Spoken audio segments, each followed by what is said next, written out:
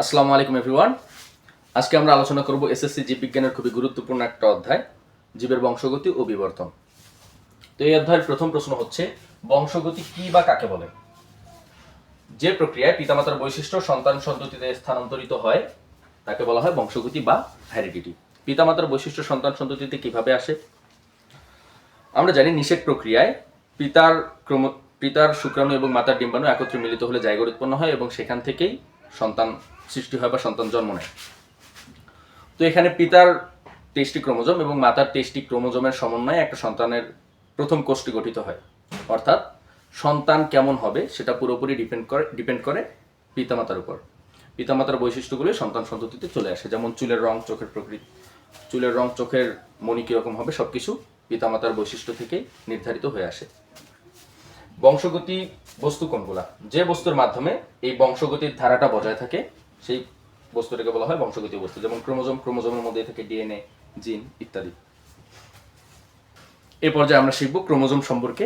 Chromosome এই অধ্যায়ের সবচেয়ে গুরুত্বপূর্ণ প্রশ্ন বললেও ভুল হবে না, কারণ জীববিজ্ঞানের তৃতীয় অধ্যায়ে আমরা ক্রোমোজোম সম্পর্কে জানি এবং দ্বাদশ অধ্যায়ে ক্রোমোজোম সম্পর্কে বিস্তারিত জানি, ক্রোমোজোমের গঠন সম্পর্কে জানি।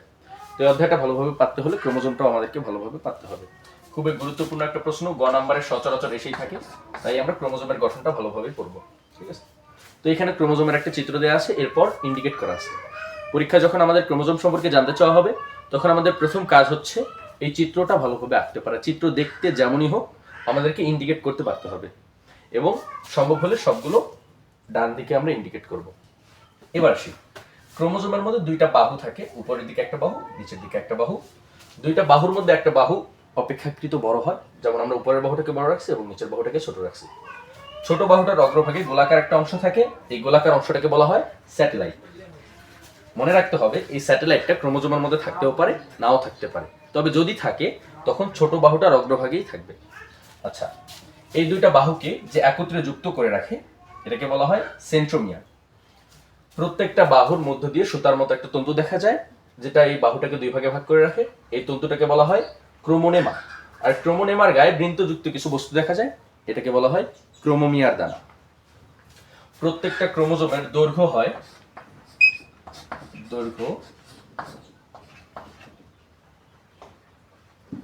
3.0 থেকে 30 মাইক্রন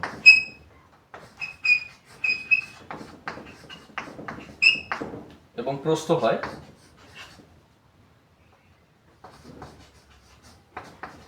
0.2 থেকে 2.0 মাইক্রন।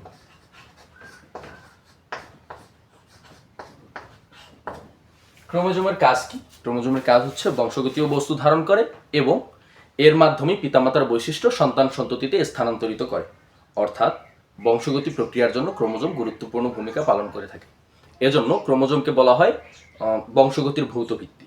তাহলে ক্রোমোজোমকে বংশগতির ভৌত ভিত্তি বলা হয় কেন? এটা একটা খ নম্বর প্রশ্ন হতে পারে, এর উত্তরটা আশা করি আমরা দিতে পারবো। জাস্ট বলে দেবো, ক্রোমোজোম বংশগতীয় বস্তু ধারণ করে এবং এরই মাধ্যমে পিতামাতার বৈশিষ্ট্য সন্তান সন্ততিতে স্থানান্তর করে, এজন্যই ক্রোমোজোমকে বংশগতির ভৌত ভিত্তি বলা হয়। এবার আসলে পরীক্ষায় আসলে আমরা কিভাবে লিখবো? সুন্দর করে চিত্র দেবো, এরপর ব্যাখ্যাটা যেভাবে বললাম জাস্ট এইভাবে বললেই হবে। ক্রোমোজোমের দুইটি বাহু থাকে, একটি বাহু অপেক্ষাকৃত বড় এবং অপর বাহুটি অপেক্ষাকৃত ছোট। ছোট বাহুটির অগ্রভাগে স্যাটেলাইট থাকে এবং বাহু দুইটা একত্রে যুক্ত থাকে সেন্ট্রোমিয়ারের মাধ্যমে। বাহুগুলোর মধ্য দিয়ে সুতার মতো একটা তন্তু দেখা যায়, এই তন্তুকে বলা হয় ক্রোমানেমা বা ক্রোমোনেমা। ক্রোমোনেমার গায়ে বৃন্তযুক্ত কিছু বস্তু দেখা যায়, এই বস্তুগুলোকে বলা হয় ক্রোমোমিয়ার দানা। আচ্ছা, এরপর স্যাটেলাইটের সাথে একটা খাঁজ দেখা যায়, এই খাঁজটাকে বলা হয় মুখ্য খাঁজ বা মুখ্য কুঞ্চন। সেন্ট্রোমিয়ারের সাথে খাঁজকে বলা হয় মুখ্য খাঁজ বা মুখ্য কুঞ্চন এবং স্যাটেলাইটের সাথে যে খাঁজটা দেখা যাচ্ছে একে বলা হয় গৌণ খাঁজ বা গৌণ কুঞ্চন। ক্রোমোজোমের দৈর্ঘ্য সাধারণত 3.0 থেকে 30 মাইক্রন হয়ে থাকে এবং প্রস্থ হয়ে থাকে 0.2 থেকে 2.0 মাইক্রন।